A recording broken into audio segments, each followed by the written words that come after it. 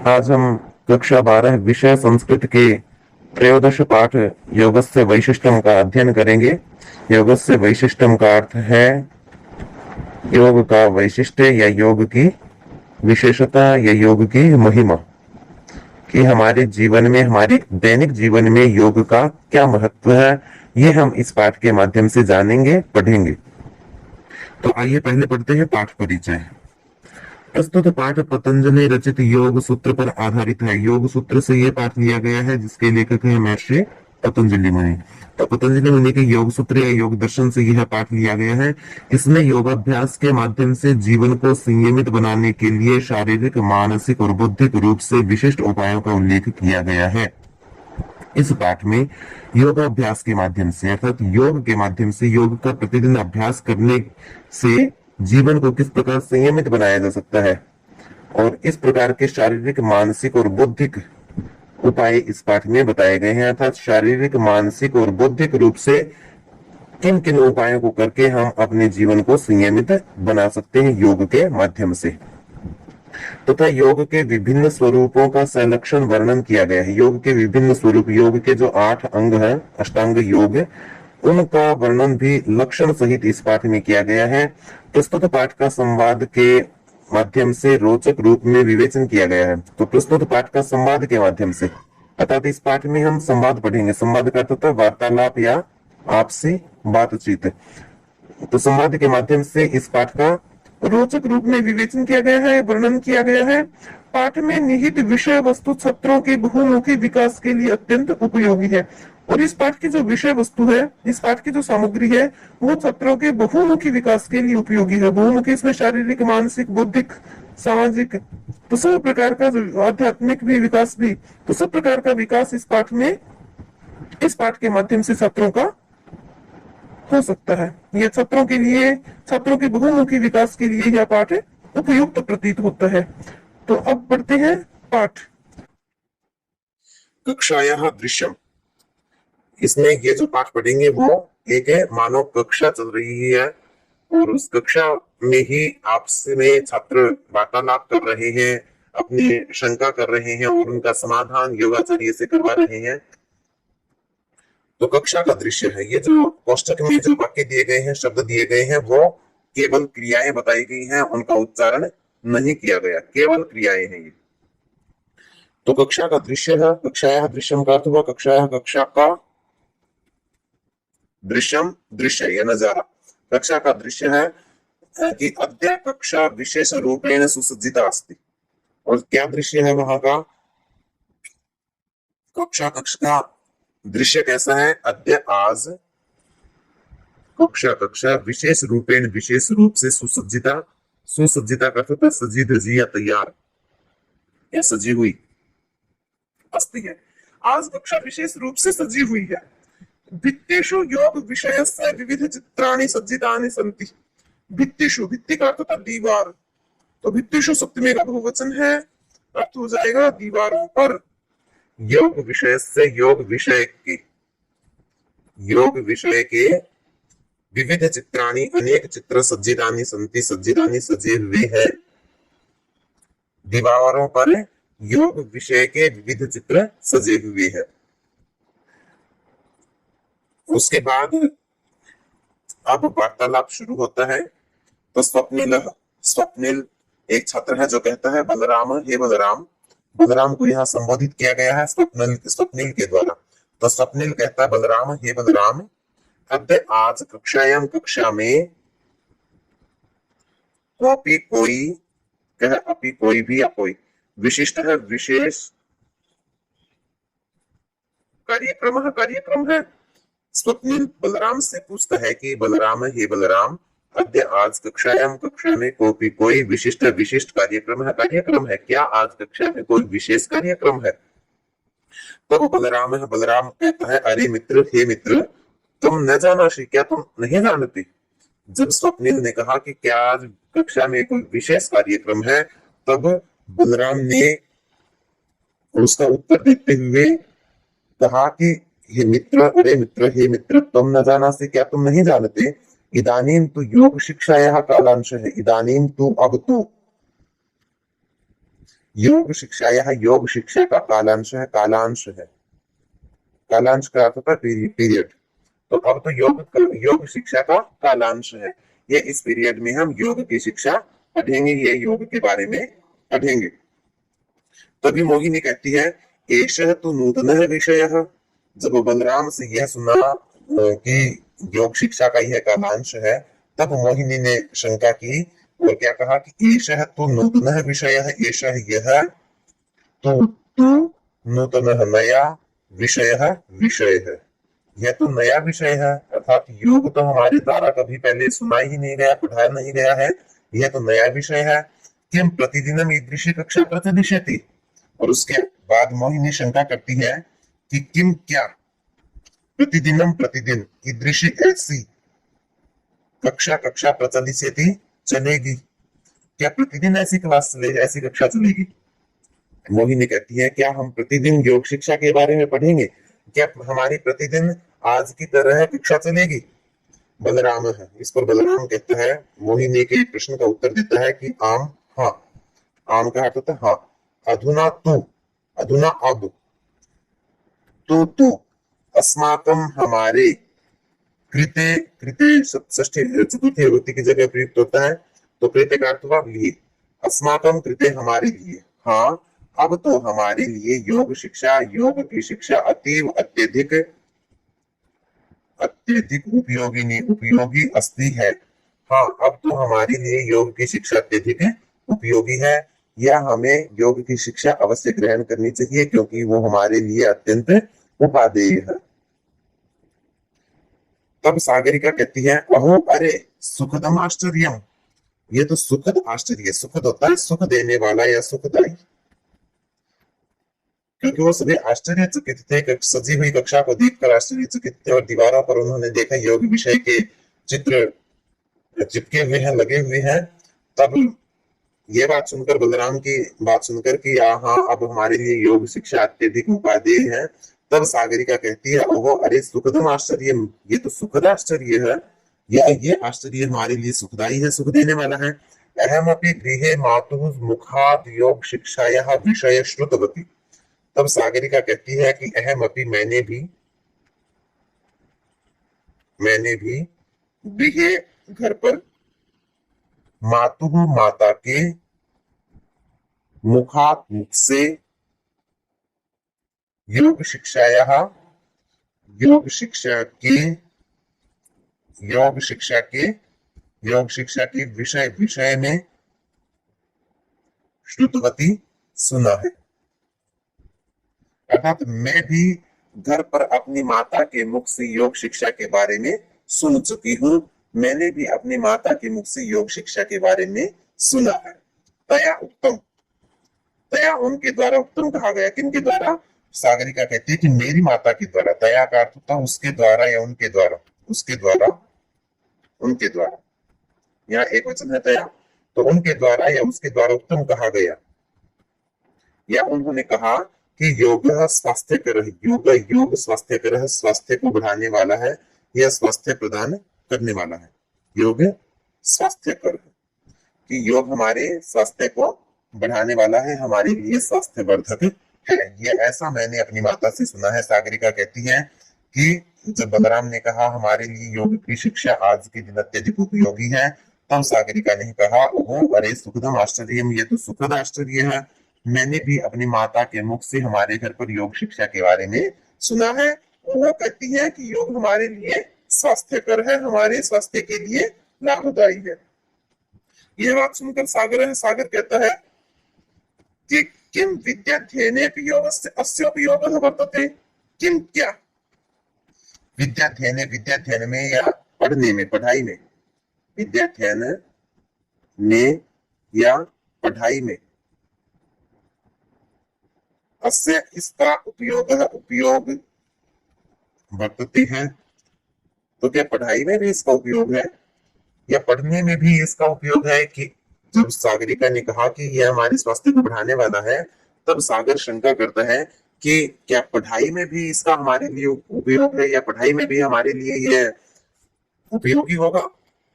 तो मोहिनी ने कहा आम हाँ। अस्मिन विषय, इस विषय में, योग शिक्षक है, योग शिक्षक या योगाचार्य, योग का जानकर या योग का शिक्षक, विशेष रूप है, विशेष रूप से वदिष्यति बताएगा। जब सागर ने कहा कि क्या विद्याध्ययन में भी इस योग क्या कोई वैशिष्ट्य है, योग की कुछ विशेषता है, योग क्या योग हमारे लिए उपयोगी है विद्याध्ययन में भी, तब मोहिनी ने कहा कि हाँ, इस विषय में योग शिक्षक विशेष रूप से हमें जानकारी देगा या हमें बताएगा। और जब आपस में वार्तालाप कर रहे थे तभी योग शिक्षक है कक्षायाम प्रविशति, तभी योग शिक्षक कक्षायाम, कक्षा में प्रवेशति, प्रवेश करता है या पहुंचता है, तभी योग शिक्षक कक्षा में पहुंचता है। सभी छात्र एक साथ कहते हैं, छात्र छात्र कहते हैं नमो नमः आचार्य, आचार्य हे आचार्य या हे गुरुवर, हे गुरु, नमो नमः नमस्कार, हे गुरु नमस्कार या नमो नमः, स्वागतम अत्र भवतां कक्षायाम, स्वागतम स्वागत है, अत्र यहाँ, कक्षायाम कक्षा में, भवताम आपका। सभी छात्र अध्यापक को या योग शिक्षक को नमस्कार करते हैं और कहते हैं कि आपका इस कक्षा में स्वागत है। सभी छात्र एक साथ कहते हैं, हे आचार्य, हे गुरु, नमो नमः नमस्कार, आपका इस कक्षा में है, हमारी कक्षा में स्वागत है। तो योगाचार्य, योगाचार्य कहता है छात्रा, हे छात्रों, भवन्तः आप सब, आप सब, भवन्तः भवत शब्द का प्रथमा का बहुवचन शब्द है, तो भवन्तः का अर्थ हुआ आप सब, संप्रति, संप्रति का अर्थ अब, आप सब अब समुत्सुक, उत्सुक, दृश्यन्ते दिखाई दे रहे हैं या दिख रहे हैं, आप सभी अब बहुत उत्सुक दिख रहे हैं, काफी विशिष्ट जिज्ञासा अस्ति किम, तभी योगाचार्य कहते हैं, यह जो योग शिक्षक है वो छात्रों से कहता है कि हे छात्रों, आप अब अत्यधिक उत्सुक दिख रहे हैं, उत्सुक होता है जानने का, इच्छुक, जिज्ञासु, तो अभी आप बहुत उत्सुक दिखाई दे रहे हैं, काफी कोई विशिष्ट, विशिष्ट जिज्ञासा, जिज्ञासा अस्ति है किम, क्या क्या कोई विशिष्ट जिज्ञासा है, क्या कोई विशिष्ट जिज्ञासा, जिज्ञासा होता है जानने की इच्छा है, उत्सुकता, क्या कोई विशिष्ट उत्सुकता है, क्या कोई खास उत्सुकता है या जानने की इच्छा है। तभी सागर है, सागर कहता है वो आचार्य, हे आचार्य या हे गुरुवर, वयम सर्वे, हम सब, हम सब योग से, योग की उपयोगिता या उपयोगिता के, उपयोगिता के विषय बारे में या विषय में, हम सब योग की उपयोगिता की, योग की महत्ता के विषय में या योग की विशेषता के बारे में सम्यक रूपेण, सम्यक रूपेण का विच्छेद हो जाएगा, सम्यक धन रूपेण, या व्यंजन संधि है, क्या गया दृष्ट संधि, तो हम सब सम्यक रूप से ज्ञातुम, जानने के लिए उत्सुकास्म, उत्सुक है, हम सब योग की विशेषता, विशेषता या योग की उपयोगिता के बारे में अच्छी प्रकार से, सम्यक रूपेण का अर्थ हुआ अच्छी प्रकार से, सम्यक रूप से ज्ञातुम उत्सुकास्म, जानने के इच्छुक है। जब अध्यापक ने कहा कि हे छात्रों, अब आप बहुत उत्सुक दिखाई दे रहे हैं, क्या कोई विशिष्ट जिज्ञासा है, क्या कोई विशेष बात जानने के इच्छुक है, तभी सागर ने उत्तर दिया कि हे आचार्य, हम सब योग की उपयोगिता के बारे में अच्छी प्रकार से जानना चाहते हैं, अच्छे प्रकार से जानने के इच्छुक है। तभी योगाचार्य, योगाचार्य कहते हैं प्रिय छात्र, प्रिय छात्रों, किम क्या भवन्तः आप जानन्ति, जानते हैं, किम का अर्थ क्या, भवन्तः आप सब, जानन्ति जानते हैं, क्या आप जानते हैं, यत् की, यत् का अर्थ की, आप सब जानते हैं कि योग शास्त्रे शरीरस्य मनसः च नियमनं प्रतिपादितं, प्रतिपादनम हो गया है, वर्तते। योगाचार्य कहते हैं प्रिय छात्र, हे प्रिय छात्रों, किम भवन्तः जानन्ति, क्या आप जानते हैं, यत् की योग शास्त्र, योग शास्त्र में अर्थात योग दर्शन में, क्या आप जानते हैं कि योग शास्त्र में शरीर से, शरीर का, मनसः मन का, शरीर से शरीर का और मनसः मन का, नियमनम नियमन या शरीर को और मन को किस प्रकार स्थिर रखा जाए, इस प्रकार का नियम प्रतिपादनम वर्तते। प्रतिपादित है या प्रतिपादितम भी होगा तो भी यहाँ ठीक है, प्रतिपादितम शब्द। तो योगाचार्य कहते हैं कि छात्रों, क्या आप जानते हैं कि योग शास्त्र में या योग दर्शन में शरीर और मन का नियमन प्रतिपादित है। अर्थात शरीर और मन को किस प्रकार हमें योग के अनुसार ढालना चाहिए, या शरीर और मन को किस प्रकार हमें ढालना चाहिए कि जिससे हमारा शरीर और मन दोनों तंदुरुस्त हो, दोनों स्वस्थ हो। ये सब नियम योग शास्त्र में प्रतिपादित है। आगे कहते हैं योगाचार्य कि अस्ते ज्ञानेन अभ्यासेन च भवन्तः स्वाध्यायेऽपि एकाग्रतां वर्धयितुं सक्षमाः भविष्यन्ति। अस्ते ज्ञानेन, अस्ते इसके, ज्ञानेन ज्ञान से, किसके ज्ञान से, योग के ज्ञान से, इसके ज्ञान से, अभ्यासेन च और अभ्यास से, योग के बारे में जानकारी से और योग का अभ्यास करने से, भवन्तः आप सब, स्वाध्याय भी, स्वाध्याय में भी, स्वाध्याय का अर्थ है पढ़ना, पढ़ाई में या अध्ययन में भी, पढ़ाई में भी एकाग्रता वर्धयितुं बढ़ाने में सक्षम, समर्थ भविष्यन्ति होंगे। तो जब छात्रों ने शंका की थी कि एक छात्र ने कहा था कि क्या अध्ययन में भी या पढ़ाई में भी योग की कोई उपयोगिता है, विशेषता है, तभी मोहिनी ने कहा कि हाँ, योग शिक्षक इस बारे में विशेष रूप से बताएंगे। तो अब योग शिक्षक जो योगाचार्य वो बता रहे हैं छात्रों को कि छात्रों, क्या आप जानते हैं कि योग शास्त्र में शरीर और मन का नियमन प्रतिपादित है, या शरीर और मन को किस प्रकार काबू में रखा जाए, अपने वश में रखा जाए, यह सब नियम प्रतिपादित है योग दर्शन में या योग शास्त्र में। और इसके ज्ञान से, किसके ज्ञान से, योग शास्त्र के ज्ञान से और निरंतर उसके अभ्यास से आप सब पढ़ाई में भी एकाग्रता बढ़ाने में समर्थ होंगे, सक्षम होंगे। एकाग्रता होता है मन की चंचलता को खत्म करना, मन को अपने वश में रखना, मन की चंचलता को वश में करना एकाग्रता कहलाता है, या किसी भी काम में लीन होना, किसी भी काम में डूब जाना, मन का इधर उधर न भटकना एकाग्रता कहलाता है। तो मनीष कहता है, अस्माभिः समाचार पत्रेषु पठितम् यत् विश्वेऽपि योग दिवसः सोत्साहं मान्यते। तभी मनीष कहता है कि अस्माभिः, हमारे द्वारा, समाचार पत्रेषु, समाचार पत्रों में, अस्माभिः हमारे द्वारा या हमने, समाचार पत्रेषु समाचार पत्रों में, पठितम पढ़ा, हमने समाचार पत्रों में पढ़ा या हमारे द्वारा समाचार पत्रों में पढ़ा गया, यत् कि विश्वेऽपि, संपूर्ण विश्व में भी योग दिवस है, योग दिवस सोत्साह, उत्साह पूर्वक, सोत्साह का अर्थ हुआ उत्साह के साथ या उत्साह पूर्वक मान्यते, मनाया जाता है। तब मनीष कहता है कि हमने पढ़ा है कि विश्व में, संपूर्ण विश्व में योग दिवस पूरे उत्साह के साथ मनाया जाता है। ये आप सब जानते हैं कि 21 जून को माननीय प्रधानमंत्री नरेंद्र मोदी के अथक प्रयासों से योग दिवस मनाया जाता है, और हमारे लिए यह बड़ी गर्व की बात है कि संपूर्ण विश्व में यह योग दिवस मनाया जाता है, जो भारतीय ऋषि मुनियों की देन है, महामुनि पतंजलि की जो देन है, और उसी योग दर्शन के आधार पर संपूर्ण विश्व आज चल रहा है, उसी योग दर्शन का संपूर्ण विश्व अनुकरण कर रहा है। और माननीय प्रधानमंत्री नरेंद्र मोदी को इसका पूरा श्रेय जाता है योग दिवस मनाने का, या योग दूसरे देशों से भी योग दिवस मनवाने का पूरा श्रेय प्रधानमंत्री को जाता है।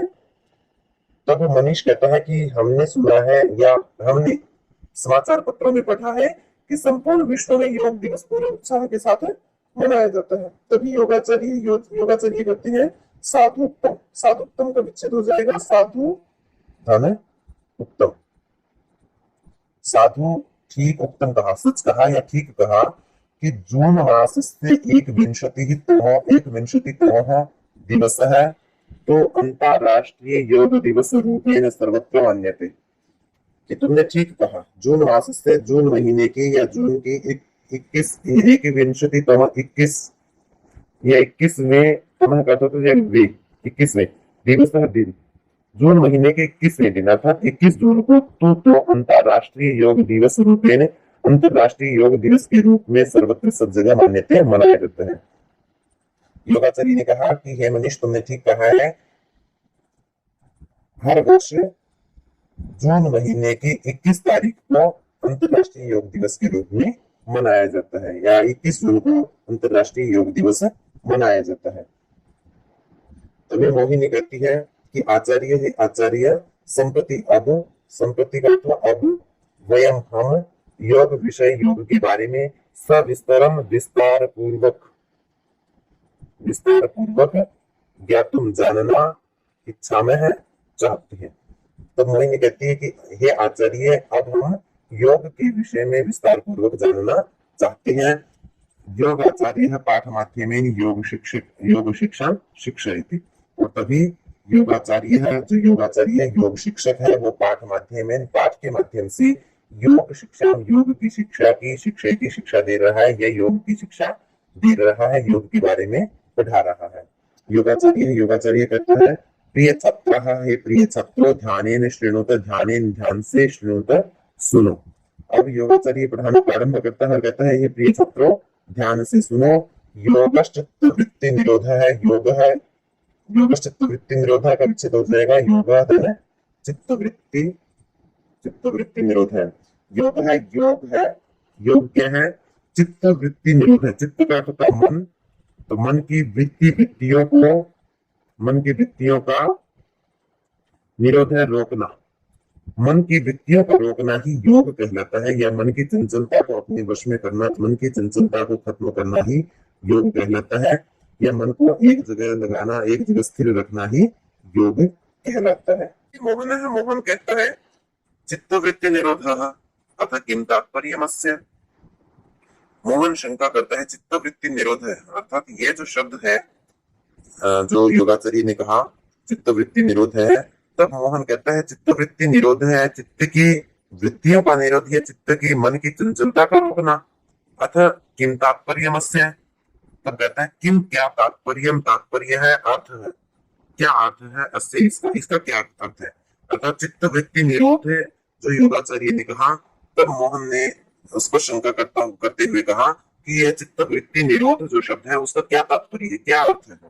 तब योगाचार्य उसको विस्तार से बताते हैं, कहते चित्त वृत्ति नाम भेदः लक्षणम च अवगच्छन्तु प्रथमम् ततः विस्तरेण बोधयामि प्रमाण विपर्यय विकल्प निद्रा स्मृतयः इति। तब योगाचार्य कहते हैं चित्त वृत्ति नाम भेद है, चित्त वृत्तियों का भेद, चित्त वृत्तियों का भेद, लक्षणम लक्षण, चेक अथवा और, तो चित्त वृत्तियों का भेद और लक्षण अवगच्छन्तु जाने या समझे, प्रथमम पहले, कि पहले तो आप चित्त वृत्ति का भेद और लक्षण समझे कि चित्त वृत्ति मन की चंचलता है वो कितने प्रकार की है। तो मन की चंचलता है चित्त वृत्ति वो 5 है। तो योगाचार्य ने कहा चित्त वृत्तियों का भेद और उनका लक्षण पहले समझे, तब उसके बाद विस्तार से बोधयामि समझाता हूं, क्या प्रमाण विपर्यय विकल्प निद्रा स्मृतयः इति। उसके बाद मैं तुम्हें प्रमाण विपर्यय विकल्प निद्रा और स्मृति के बारे में समझाता हूँ। तो ये जो प्रमाण विपर्यय विकल्प निद्रा स्मृति ये जो 5 शब्द है वो ही 5 चित्त की वृत्ति है अर्थात चित्त की चंचलता के कारण है। तो ये 5 वृत्ति अब हम आगे पढ़ेंगे। योगाचार्य ने कहा कि चित्त वृत्तियों का भेद और लक्षण पहले समझे, उसके बाद तुम्हें विस्तार से मैं चित्त वृत्तियों के बारे में बताऊंगा। चित्त वृत्ति में प्रत्येक वृत्ति का लक्षण विस्तार से समझाऊंगा। अब योगाचार्य पढ़ाना प्रारंभ करते हैं योग दर्शन अर्थात योग सूत्र पढ़ाना प्रारंभ करते हैं और सबसे पहले पढ़ाते हैं प्रमाण के बारे में। प्रमाण तो पहली जो वृत्ति है चित्त की वह प्रमाण विपर्यय विकल्प निद्रा स्मृति, ये हम क्रमशः यहाँ पढ़ेंगे। प्रमाण के पद विपर्यय है विकल्प निद्रा निद्रा और स्मृति। पहला है प्रमाणम। प्रमाण किसे कहते हैं? अर्थात प्रत्यक्ष अनुमानागमः प्रमाणानि। अर्थात प्रत्यक्ष अनुमानागमः का विच्छेद हो जाएगा प्रत्यक्ष धन अनुमान धन आगम आगमः। आगमः यहाँ बहुवचन है, प्रथमा का बहुवचन। ये बहुवचन इसलिए है क्योंकि प्रत्यक्ष अनुमान और आगम तीनों शब्दों को एक साथ कर दिया समस्त पद बनाने के बाद अंत में बहुवचनांत शब्द बन गया।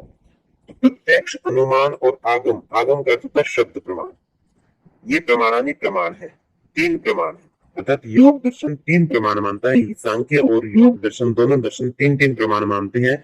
और वो कौन कौन से? प्रत्यक्ष अनुमान और आगम प्रमाण। प्रत्यक्ष प्रमाण वो होता है जो हमने इंद्रियों से अनुभव किया, इंद्रियों द्वारा अनुभूत प्रमाण को प्रत्यक्ष प्रमाण कहते हैं। अर्थात प्रत्यक्ष का होता है प्रत्यक्ष आंखों के सामने, तो जो हमने ज्ञानेंद्रियों से जाना वो होता है प्रत्यक्ष प्रमाण। अनुमान प्रमाण होता है किसी एक वस्तु को, समान धर्म वाली वस्तु को देखकर दूसरी वस्तु का अनुमान लगा लेना, दूसरी वस्तु का कयास लगा लेना अनुमान प्रमाण कहलाता है। जैसे धुएं को देखकर यह अनुमान लगा लेना कि वहां अग्नि अवश्य है, या अग्नि को देखकर यह अनुमान लगा लेना कि अगर अग्नि है तो धुआं भी अवश्य होगा। यत्र यत्र धूमस्तत्र तत्र अग्निः इति सहचर्य नियमो व्यक्तिः। तो वही यही अनुमान है। जो ज्ञानेंद्रियों से जो अनुभूत है वो प्रत्यक्ष प्रमाण कहलाता है। और अनुमान क्या कहलाता है? एक वस्तु को देखकर उसके व्याप्ति धर्म के दूसरी वस्तु का स्वतः अनुमान लगा लेना अनुमान प्रमाण कहलाता है। और तीसरा प्रमाण है आगम प्रमाण या शब्द प्रमाण। आगम प्रमाण या शब्द प्रमाण कौन सा होता है? आप्त वाक्य। आप्त वाक्य, आप्त का होता है महापुरुष।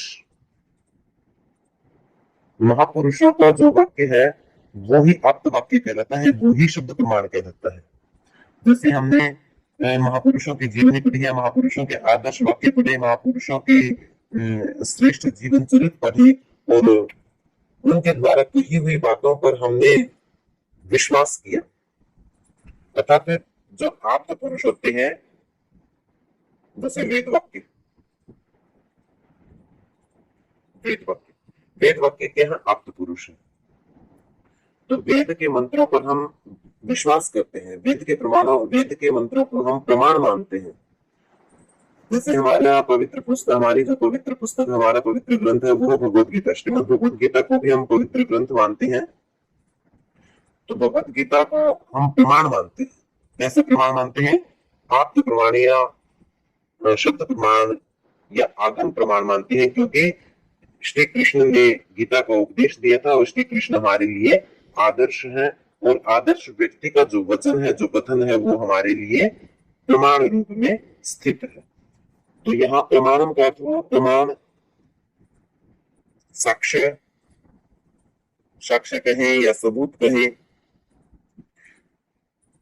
तो योगाचार्य कहते हैं प्रमाणम अर्थात प्रत्यक्ष अनुमान आगमः प्रमाणन। प्रत्यक्ष अनुमान और आगम ये तीन प्रमाण हैं सांख्य और योग दर्शन के अनुसार। अलग अलग दर्शन अलग अलग प्रमाण मानते हैं। जैसे न्याय और वैशेषिक चार प्रमाण भी मानते हैं। उनमें एक न्याय प्रत्यक्ष अनुमान, उपमान, एक उपमान प्रमाण भी न्याय और वैशेषिक दोनों दर्शन मानते हैं। तो यहाँ योग दर्शन के बारे में हम पढ़ रहे हैं। तो योग दर्शन तीन प्रमाण मानता है, प्रत्यक्ष अनुमान आगम प्रमाणानि प्रमाण। तो चित्तवृत्तियों में पहली जो वृत्ति है वो प्रमाण, और प्रमाण कितने हैं? तीन, प्रत्यक्ष अनुमान और आगम प्रमाण। उसके बाद आता है विपर्यय। विपर्यय का अर्थ है विपरीत ज्ञान, विपरीत या मिथ्या ज्ञान, विपरीत ज्ञान या मिथ्या ज्ञान। अर्थात विपर्यय मिथ्या ज्ञानम एतद्रूप प्रतिष्ठितम। विपर्यय का अर्थ हुआ मिथ्या ज्ञान। तो मिथ्या ज्ञान कैसा मिथ्या ज्ञान? जो यथार्थ रूप में अप्रतिष्ठित हो, यथार्थ रूप में स्थित न हो। यथार्थ रूप में स्थित न हो का अर्थ हुआ कि जिससे हमें सच्चाई का अनुभव न हो, जिससे हमें सच्चाई का पता न चले, वो विपर्यय कहलाता है, अर्थात मिथ्या ज्ञान कहलाता है। तो विपर्यय ऐसा मिथ्या ज्ञान है जो सच्चाई में स्थित न हो या जो हमें सच्चाई से अवगत न कराए, वो विपर्यय कहलाता है। जैसे किसी दूसरी वस्तु को देख के हमें दूसरी वस्तु का अनुमान जहां लगा लेते हैं, वो हमारा क्या होता है, मिथ्या ज्ञान होता है या विपर्यय होता है। जैसे स्थानों या ठोठ को देखकर हम उसको पुरुष समझ बैठते हैं। जैसे स्थानों में या ठोठ में पुरुष को समझ लेना क्या है, मिथ्या ज्ञान है या विपर्यय है। और रस्सी को सांप समझ लेना भी क्या है, विपर्यय है, कि वास्तव में वो रस्सी है परंतु हमने उसको सांप समझ लिया। तो रस्सी को सांप समझना क्या है, विपर्यय है। ऐसे ही सीपी को चांदी समझ लेना भी क्या है, विपर्यय है या मिथ्या ज्ञान है। उसके बाद अगली वृत्ति है, तीसरी जो वृत्ति है वो विकल्प। विकल्प है, विकल्प क्या है, अर्थात शब्द ज्ञानानुपाति वस्तु शून्य विकल्प है। अब शब्द ज्ञानानुपाति का अर्थ है, शब्द ज्ञान का अर्थ हुआ शब्द से उत्पन्न, शब्द से उत्पन्न हुआ ज्ञान क्या कहलाता है, शब्द ज्ञान। अर्थात शब्द को सुनकर हमें जो ज्ञान होता है वो होता है शब्द ज्ञान। और जिसका स्वभाव उस शब्द के पीछे होने का है, यानी कि शब्द ज्ञान जो हमने सुन लिया शब्द ज्ञान, तो शब्द ज्ञान के पीछे जो ज्ञान होता है, शब्द ज्ञान के बाद जो ज्ञान होता है वो क्या कहलाता है, शब्द ज्ञानानुपाती। अर्थात किसी शब्द को सुनकर जो हमें ज्ञान हुआ, उस शब्द के पीछे या उस शब्द के अनुसार जो हम ज्ञान ले लेते हैं या जो अर्थ लगा लेते हैं, अर्थ ग्रहण कर लेते हैं, वो शब्द ज्ञानानुपाती कहलाता है। तो शब्द ज्ञानानुपाती वस्तु शून्य विकल्प है। अर्थात जिसका शब्द तो है, शब्द से तो हमने ज्ञान अर्जन कर लिया, शब्द से तो हमने जान लिया, परंतु वास्तव में वस्तु क्या है, शून्य है। वस्तु शून्य का अर्थ हुआ कि शब्द जिसका कोई शब्द तो हो परंतु किसी प्रकार का अर्थ जहां नहीं मिले, अर्थ में मिल सके, वो क्या कहलाता है, विकल्प कहलाता है। इसका उदाहरण मैं आपको बताऊंगा, उदाहरण से आप अच्छे से समझेंगे। पहले बार फिर से देख लें कि विकल्प क्या है, कि विकल्प का अथवा अर्थात शब्द ज्ञानानुपाती वस्तु शून्य विकल्प है। वस्तु वास्तव में शून्य है, अर्थात अर्थ शून्य है, केवल मात्र क्या है, शब्द है, केवल मात्र शब्द है। तो शब्द तो हो परंतु जहां उसका कोई अर्थ ना हो, वो क्या कहलाता है, विकल्प। अर्थात कोई ऐसी वस्तु कि जिसमें उस काम को करने की योग्यता ही न हो, वो कहलाता है विकल्प। जैसे एक जो श्लोक आता है, तृष्णां भासि स्मातः पुष्पकृतशीकरः एवं बन्धः सुतोयाति शशस्त्रेण धनुर्धरः। एक बार मैं लिख के बता दूं आपको, तृष्णां भासि स्मातः पुष्पकृतशीकरः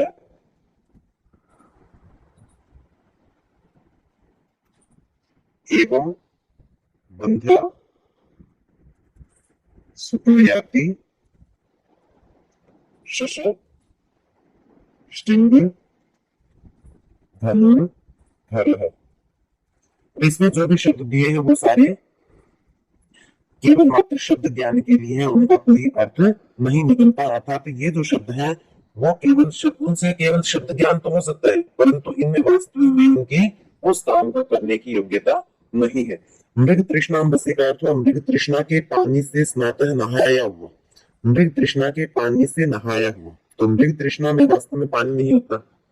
मृग तृष्णा जो हमें धूप में चमकता हुआ दिखाई देता है, तो वो वास्तव में पानी नहीं होता, क्या होता है, उसमें पानी का आभास होता है।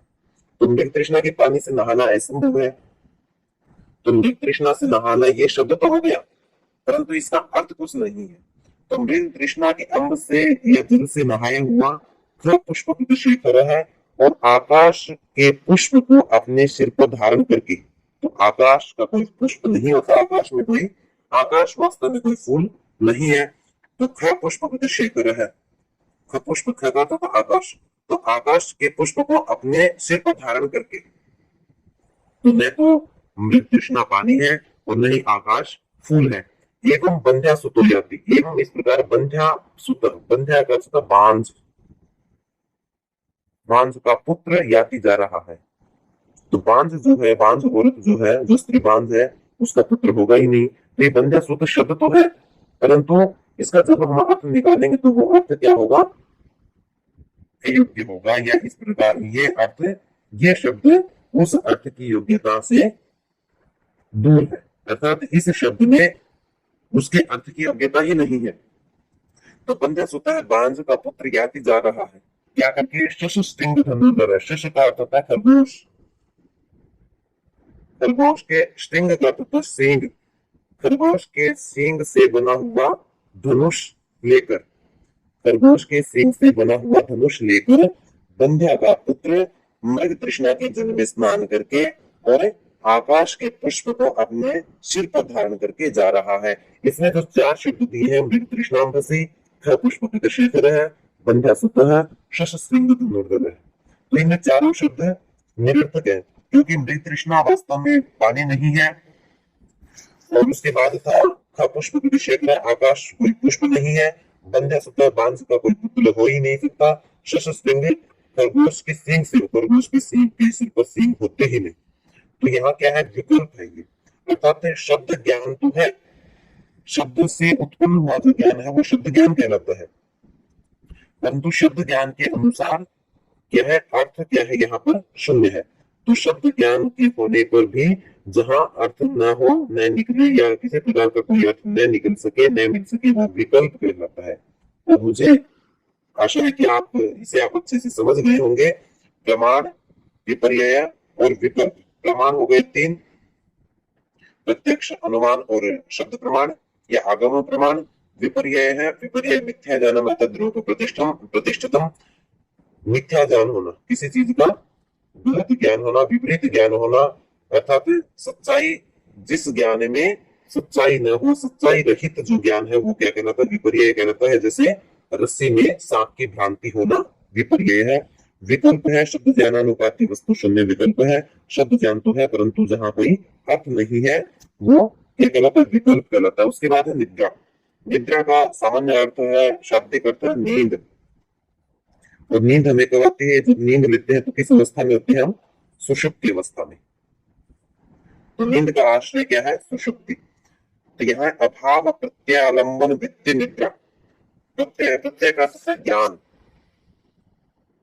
तो ज्ञान का कहा क्या है, जहां पर अभाव है, और आलंबन का अर्थ होता है आश्रय।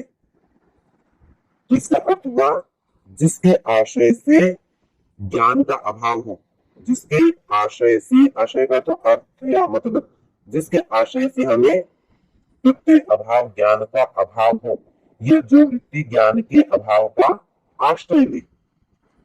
जो वृत्ति निद्रा एक ऐसी वृत्ति है जो ज्ञान के अभाव का आश्रय लेती है, यानी कि जिसमें ज्ञान नहीं रहता, जिस स्थिति में ज्ञान का हमेशा अभाव रहता है वो निद्रा कहलाती है।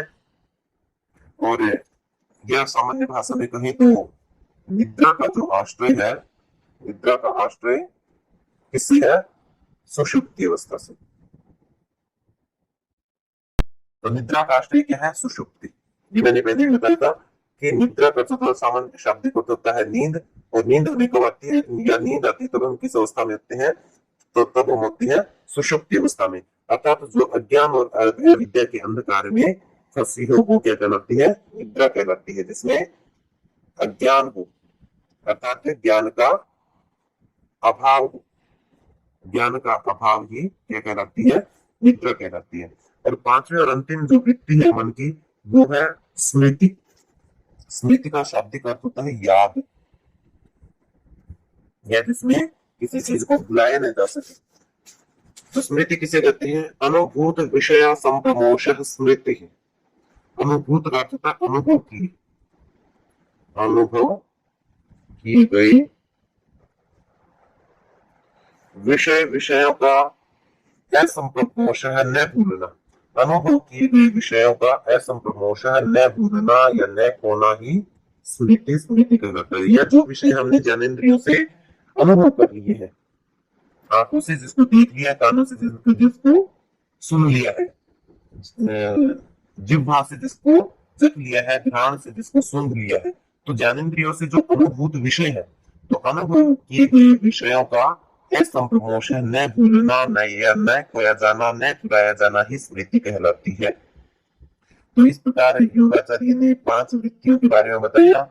जब योगाचार्य ने कहा कि योग चित्त वृत्ति निरोध है, मन की वृत्तियों का रोकना ही योग कहलाता है, तब मोहन ने शंका की थी कि यह चित्त वृत्ति निरोध क्या है। तब योगाचार्य ने विस्तार से कहा था, यह विस्तार से बताया कि चित्त वृत्ति कौन कौन सी है, प्रमाण, विपर्य, विकल्प, निद्रा और स्मृति।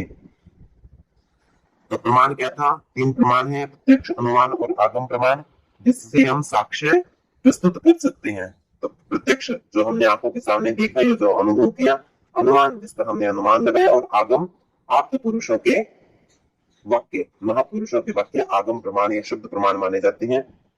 उसके बाद विपर्य, विपर्य क्या है? किसी चीज का वास्तविक ज्ञान न होकर मिथ्या ज्ञान होना ही विपर्य कहलाता है, जैसे रस्सी में सांप का भ्रम होना।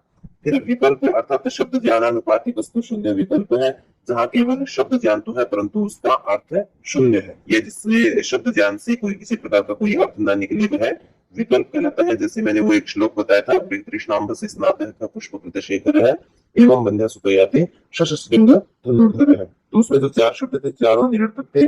केवल उनसे शब्द ज्ञान तो हो रहा था परंतु उनमें उस अर्थ को उत्पन्न करने की योग्यता नहीं थी, तो वो विकल्प कहलाता है। निद्रा, निद्रा किसे कहते हैं? अभाव प्रत्यालंबन वृत्ति निद्रा, जहां ज्ञान का अभाव हो, ज्ञान के अभाव का ही जो आश्रय ले, अर्थात अज्ञान का जो आश्रय ले, वो निद्रा कहलाती है। और निद्रा कब होती है, किस अवस्था में होती है? सुषुप्ति अवस्था में। आगे स्मृति, अनुभूत विषय संप्रमोशन, स्मृति अनुभव किए गए विषयों का न भूलना ही स्मृति कहलाता है। तो ये 5 जो है, प्रमाण, विपर्य, विकल्प, निद्रा और स्मृति, ये 5 चित्त की वृत्तियां हैं। आगे पढ़ते हैं पाठ। एतत् सर्वं श्यामपट्टे योगाचार्यः लिखति अवबोधयति च। ये सब जो हमने ऊपर पढ़ा, एतत् सर्वं, यह सब, श्यामपट्टे पर योगाचार्य लिखता है, अवबोधयति च, और अवबोधयति समझाता है। क्या लिखता है? प्रमाण, विपर्य, विकल्प, निद्रा और स्मृति, इन 5 वृत्तियों के बारे में श्यामपट्ट पर लिखता है और समझाता है। छात्र और छात्रः, छात्र प्रसन्न मन से या खुशी के साथ अवगच्छन्ति, जानते हैं या समझते हैं। स्वपुस्तिकाशु और स्वपुस्तिकाशु, अपनी पुस्तिकाओं में अपनी संचिकाओं में, अपनी पुस्तिकाओं में अभी भी लिखते हैं। छात्र अपनी अपनी पुस्तिकाओं में, अपनी अपनी संचिकाओं में, अपनी अपनी डायरियों में लिखते हैं। तभी सागर कहता है, आचार्य हे आचार्य, अन्यदपि ज्ञातुम् उत्सुकः वयं विस्तरेण, अन्यदपि, अन्य भी या और भी ज्ञातुम्, जानने के उत्सुकः, इच्छुक है, वयम, हम, विस्तरेण, विस्तार से। इतना समझाने के बाद, इतना कुछ लिखने के बाद, तब सागर ने आगे कहा आचार्य से, योगाचार्य से कि हे आचार्य, हे गुरुवर, हम विस्तार से और भी जानना चाहते हैं, केवल चित्त वृत्तियों को नहीं बल्कि चित्त वृत्ति से आगे भी योग के बारे में हम जानना चाहते हैं।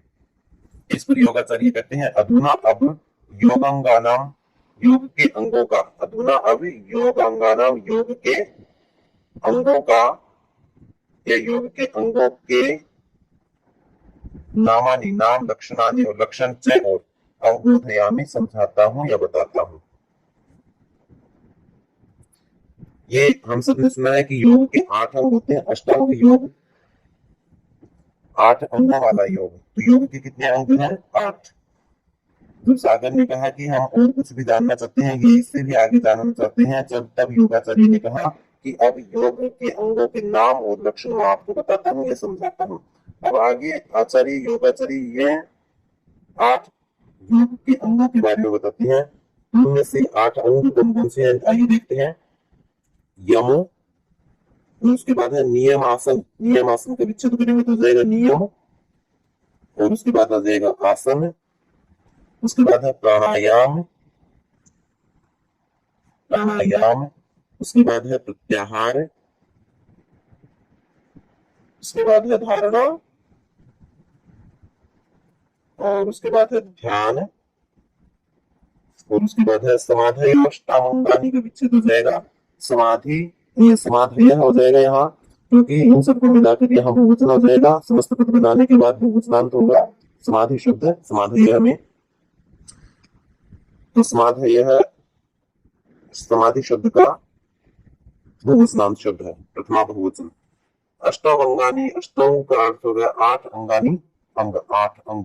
8 अंग कौन कौन से हैं? यम, नियम, आसन, प्राणायाम, प्रत्याहार, धारणा, ध्यान और समाधि, ये 8 अंग है। योगाचार्य ने 8 अंगों के बारे में बताया, 8 अंगों के नाम बताए, और वो 8 अंग कौन कौन से हैं? यम, नियम, आसन, प्राणायाम, प्रत्याहार, धारणा, ध्यान और समाधि, ये 8 अंग है। सागरिका, तब सागरिका कहती है कह तात्पर्यः अस्य एतादृशस्य दीर्घवाक्यस्य। जब योगाचार्य ने यह वाक्य लिखा, यम, नियम, आसन, प्राणायाम, प्रत्याहार, धारणा, ध्यान, समाधि, अष्टावंगानी, तब सागरिका ने शंका की, कह क्या तात्पर्य, तात्पर्य है क्या, अर्थ है क्या, आशय है या क्या मतलब है? अस्य, इस, एतादृशस्य, ऐसे या इतने, इतने दीर्घ वाक्य से, बड़े वाक्य का, दीर्घ बड़े वाक्य से, वाक्य का, इतने बड़े वाक्य का क्या अर्थ है? जब योगाचार्य ने यह जो पंक्ति कही, यम, नियम, आसन, प्राणायाम, प्रत्याहार, धारणा, ध्यान और समाधि, ये योग के 8 अंग है। यह सुनकर सागरिका ने कहा कि इतने बड़े इस वाक्य का क्या अर्थ है?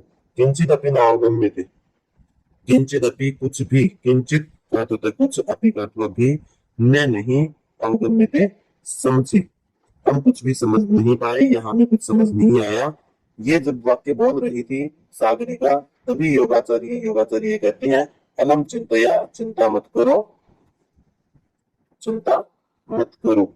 यहाँ मत शब्द जो है वो अलम शब्द का अर्थ है। अलम शब्द का अर्थ जहाँ बस करना हो, बस करो, मत करो, तब अलम शब्द के साथ हमेशा तृतीय विभक्ति का प्रयोग होता है।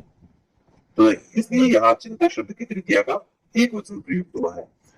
जब सागरिका ने कहा कि इतने बड़े वाक्य का क्या अर्थ है, हम समझ नहीं पाए, तब योगाचार्य कहते हैं अलम चिंतया, चिंता मत करो, एकैकम कृत्वा बोधयामि, एकैकम का विच्छेद हो जाएगा एकम, अर्थात एक एक करके, कृत्वा करके, बोधयामि मैं समझाता हूँ या बताता हूँ, मैं एक एक करके समझाता हूँ।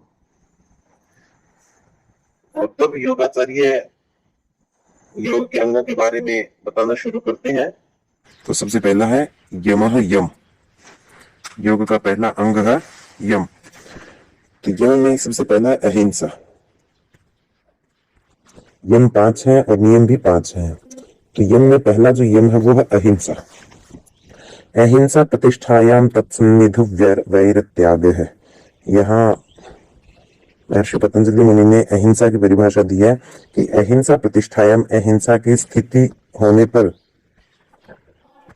अर्थात जब योगी अहिंसा का पूर्ण पालन कर लेता है, तो अहिंसा की स्थिति में होने पर, अहिंसा की स्थिति पूर्ण होने पर, तत्सन्निधु, तत् उसके सन्निधु, सन्निधि का साथ या समीप, तो उसके समीप में रहने वाले लोगों में भी, प्राणियों में भी वैर त्याग, वैर का त्याग हो जाता है।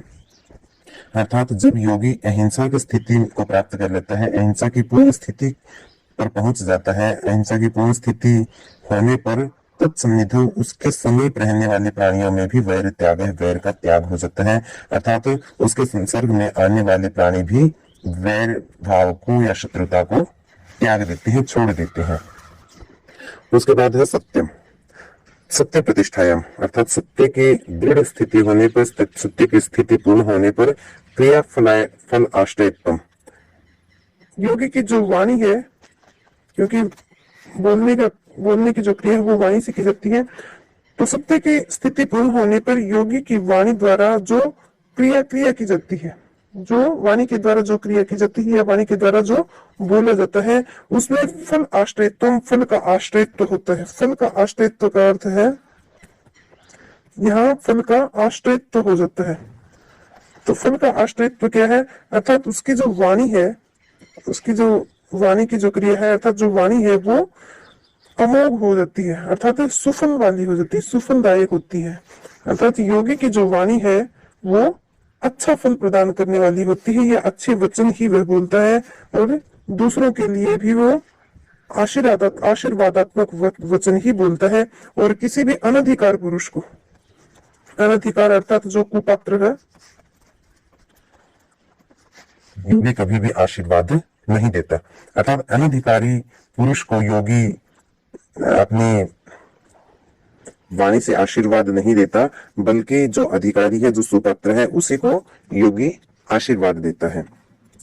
तो सत्यम की परिभाषा हुई यहाँ सत्य प्रतिष्ठायाम, सत्य की स्थिति पूर्ण होने पर क्रियाफलाश्रयत्वम, जो योगी की जो वाणी है वो सुफल देने वाली होती है। ये योगी की वाणी जो है वो अच्छा परिणाम देने वाली होती है, ये दूसरों को प्रिय लगने वाली होती है। अगला है अस्तेयम। अस्तेय, अस्तेय का तो चोरी करना, और अस्तेय चोरी न करना। अस्तेय प्रतिष्ठायाम, अस्तेय की स्थिति पूर्ण होने पर या चोरी की जो भावना है उसका बिल्कुल त्याग कर देने पर सर्वरत्नोपस्थानम, सभी रत्नों की प्राप्ति हो जाती है। सर्वरत्नों की प्राप्ति, सर्वरत्नों की प्राप्ति योगी को हो जाती है।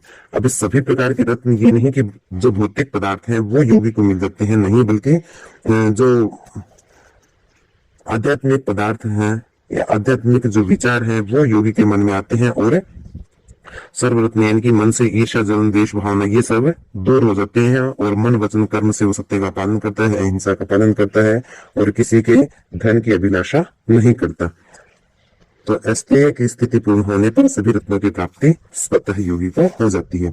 उसके बाद है अगला है ब्रह्मचर्य। ब्रह्मचर्य प्रतिष्ठायाम वीर्य लाभ है। ब्रह्मचर्य की स्थिति में स्थित होने पर, ब्रह्मचर्य की सिद्धि होने पर, अर्थात इंद्रियों को अपने वश में कर लेने पर वीर्य लाभ है। वीर्य का अर्थ है बल, बल की प्राप्ति होती है, अर्थात योगी अत्यधिक बलवान हो जाता है।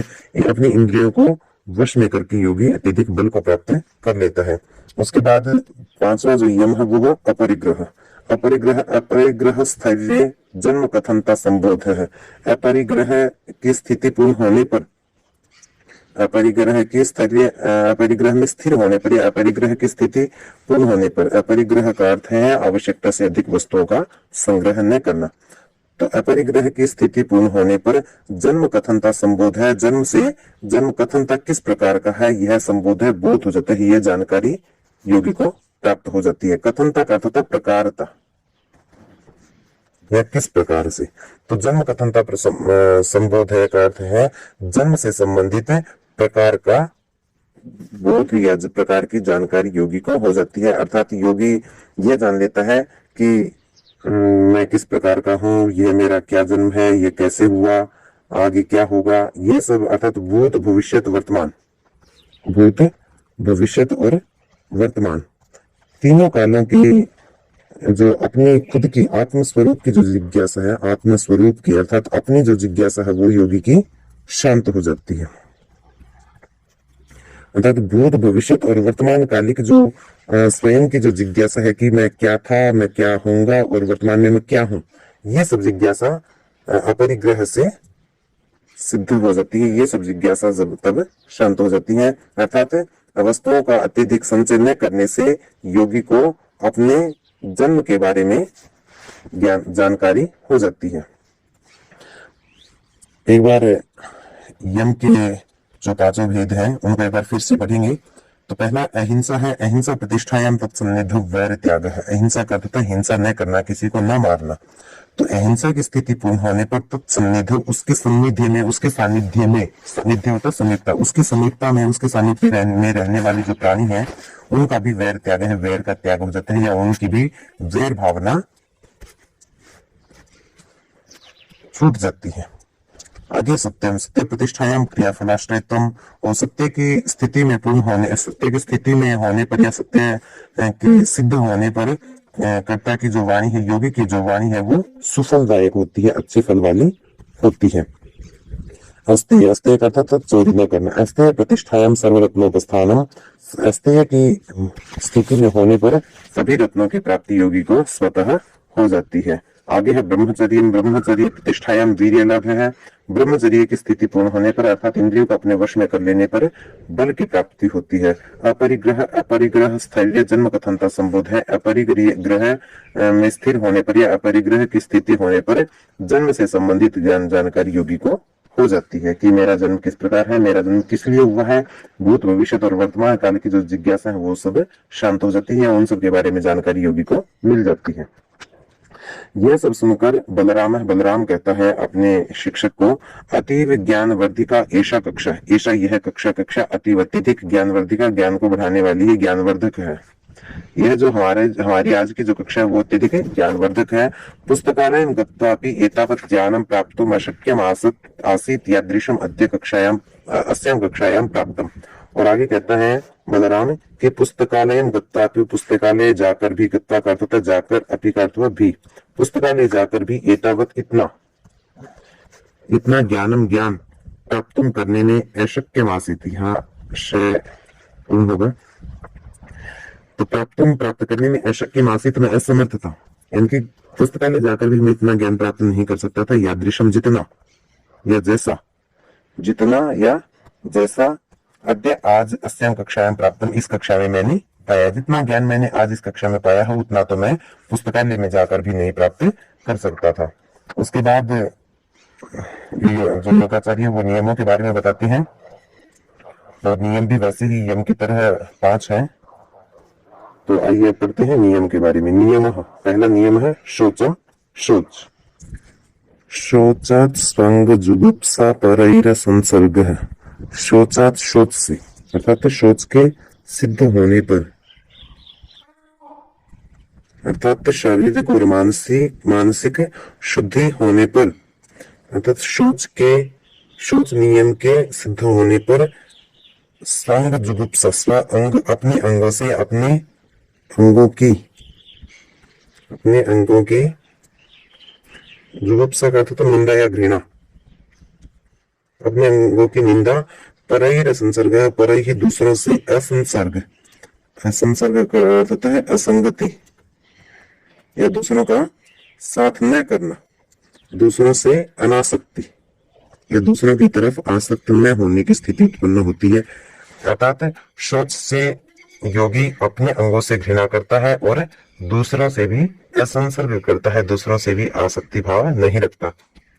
तो योगी की यह भावना बन जाती है कि हमारा जो शरीर है वो मल का स्थान है, अर्थात मलिन है, हमारा शरीर मलिन है। अगर मेरा शरीर मलिन है तो परई ही दूसरों का शरीर पर, यानी कि दूसरों का शरीर भी मलिन होगा, यह सोचकर परई ही असंसर्ग है, दूसरों से भी उसे आसक्ति नहीं रहती है, दूसरों के प्रति भी वो अनासक्त हो जाता है। सत्व शुद्धि सौमनस्य एकाग्र इंद्रिय जयात आत्मदर्शन योग्यत्वानि च। और उस शोच की सिद्धि होने पर सत्व शुद्धि, सत्व का अर्थ होता है बुद्धि की शुद्धि हो सकती है। सौमनस्य, मन प्रसन्न हो जाता है या मन की प्रसन्नता होती है। एकाग्रता बढ़ती है। इंद्रिय जयत, इंद्रियों की जय होती है, इंद्रियों को मनुष्य जीत लेता है। आत्मदर्शन योग्यता, और आत्मदर्शन की, अपने आप को पहचानने की योग्यता मनुष्य में या योगी में आ जाती है। तो शौच की परिभाषा यहाँ पतंजलि ने दी है, कहा है कि शौचात स्वंग जुगुप्सा परैर संसर्ग है कि शौच नियम का पालन करने से स्वंग, अपने अंगों से, जुगुप्सा घृणा उत्पन्न होती है और परई संसर्ग, और योगी दूसरों से भी अनासक्त हो जाता है, दूसरों के प्रति आकृष्ट नहीं होता। सत्व शुद्धि, बुद्धि की शुद्धि होती है। सौमनस्य, मन प्रसन्न होता है। एकाग्रता आती है। इंद्रिय जयात, इंद्रियों की जय होती है, इंद्रियों को मनुष्य ये योगी जीत लेता है। आत्मदर्शन योग्यता, और अपने योग्यत्वानी से, आत्मदर्शन योग्यत्वानी, और अपने आप को पहचानने की योग्यता आती है। अर्थात शौच से बुद्धि की शुद्धि, मन की प्रसन्नता, एकाग्रता, इंद्रिय का जय और आत्मदर्शन, इन सब की योग्यता प्राप्त योगी को हो जाती है। ये सब योगी करने में सक्षम हो जाता है। शौच के बाद दूसरा जो नियम है वो है संतोष। और संतोष का अर्थ है, योगी महर्षि पतंजलि मुनि ने किया है कि संतोषाद अनुत्तम सुख लाभ है। संतोषाद, संतोष से या संतोष करने से, तुष्टि करने से, अपने भोग्य पदार्थों में ही संतुष्ट रहने से अनुत्तम सुख लाभ है। अनुत्तम सुख लाभ होता है जिसके समान कोई और उत्तम ना हो, जिसके समान कोई श्रेष्ठ न हो, अर्थात सर्वोत्तम। सर्वोत्तम सुख के का लाभ होता है या सर्वोत्तम सुख की प्राप्ति हो जाती है, अर्थात संतोष से मनुष्य या योगी सर्वोत्तम सुख को प्राप्त कर लेता है। तीसरा नियम है तपः। तप का अर्थ होता है द्वंद्व सहन करना, सुख दुख लाभ हानि इनको सहन करने की शक्ति। तो कार्येंद्रिय सिद्धि अशुद्धि क्षयात तपः। तपः तप के सिद्ध होने पर या तप की स्थिति पूर्ण कर लेने पर अशुद्धि क्षयात यहाँ वर्तमान का अशुद्धि है तो यहाँ शब्द होगा अशुद्धि क्षयात तपः। अशुद्धि क्षयात तपः अर्थात धकार के बाद जो आकार है वो यहाँ नहीं आएगा। तो अशुद्धि क्षयात तपः है, अशुद्धि का नाश होने पर, अशुद्धि क्षयात का अर्थ है अशुद्धि का नाश होने पर, तपः तप की सिद्धि होने पर, और अशुद्धि क्षयात अशुद्धि का नाश होने से कार्येंद्रिय सिद्धि, शरीर के जो इंद्रियां हैं उनकी सिद्धि हो जाती है, अर्थात इंद्रियां सिद्ध हो जाती हैं, इंद्रियों की सिद्धि हो जाती है। इंद्रियों की सिद्धि अर्थात इंद्रियां भी सुख दुख लाभ हानि इन सबको सहन करने में समर्थ हो जाती हैं, सक्षम हो जाती हैं, सिद्ध हो जाती हैं।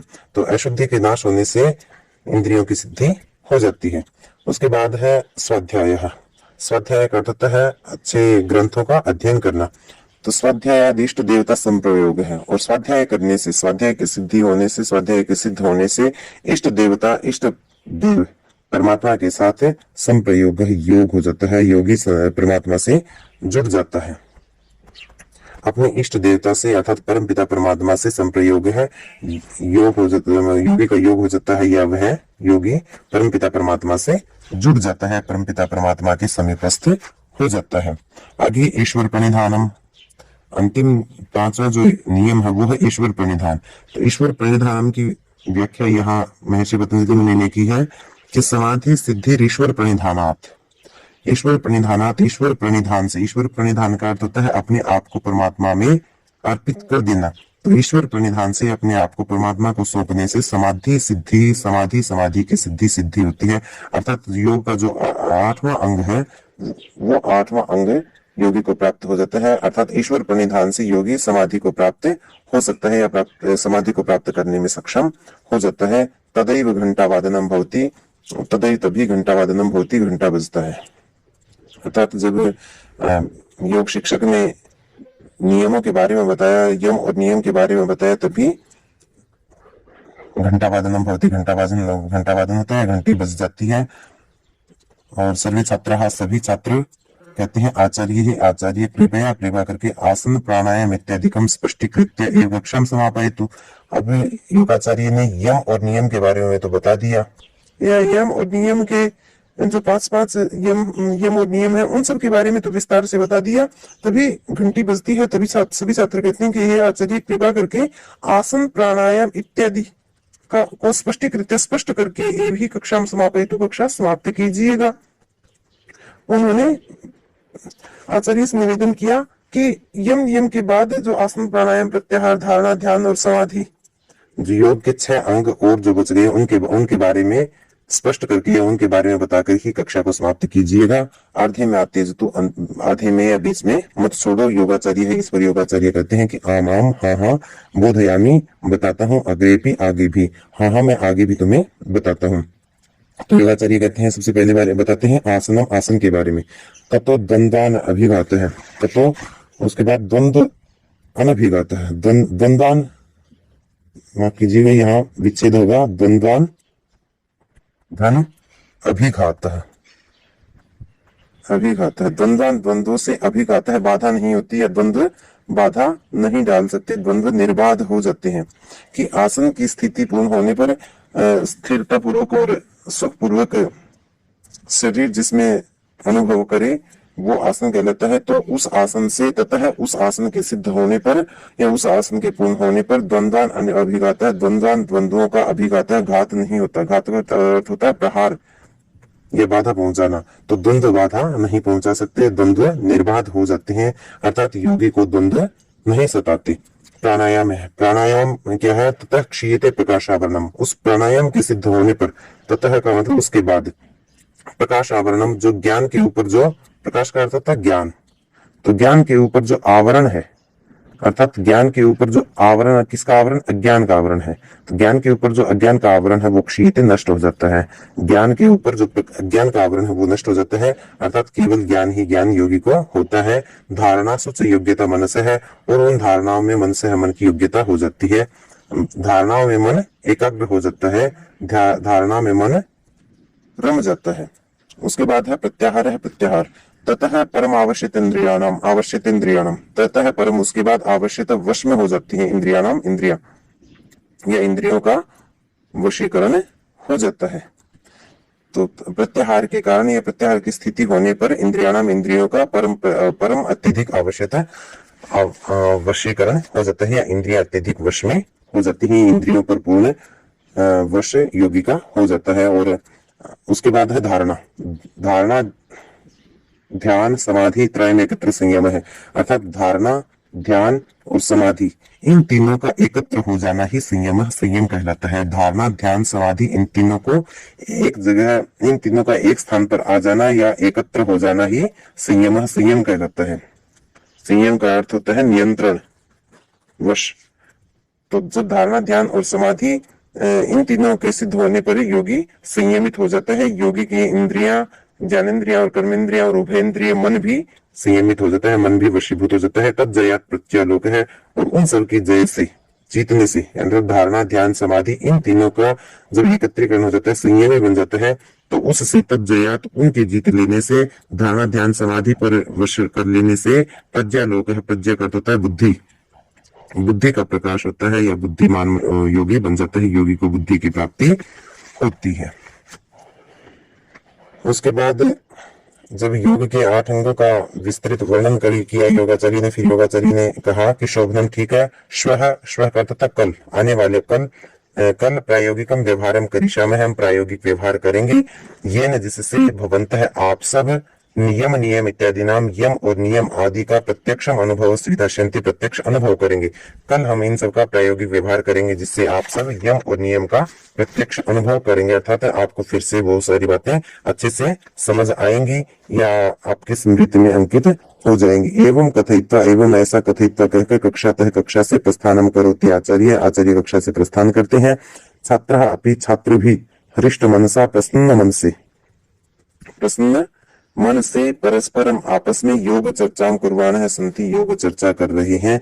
जब ऐसा कहकर कि कल हम इसका प्रायोगिक व्यवहार करेंगे और आप सभी नियम और नियम को प्रत्यक्ष अनुभव करेंगे, ऐसा कहकर योगाचार्य कक्षा से प्रस्थान करता है, और सभी छात्र प्रसन्न मन से एक दूसरे से आपस में योग के बारे में चर्चा करते हैं। और इसी के साथ हमारा पाठ पूर्ण हुआ, और इस पाठ में हमने योग दर्शन के मुख्य बिंदुओं के बारे में जान लिया, योग दर्शन के 8 अंगों के बारे में जाना, चित्तवृत्तियों के बारे में जाना, और यम नियम जो 5 हैं, 5 यम और 5 नियम को विस्तार से जाना।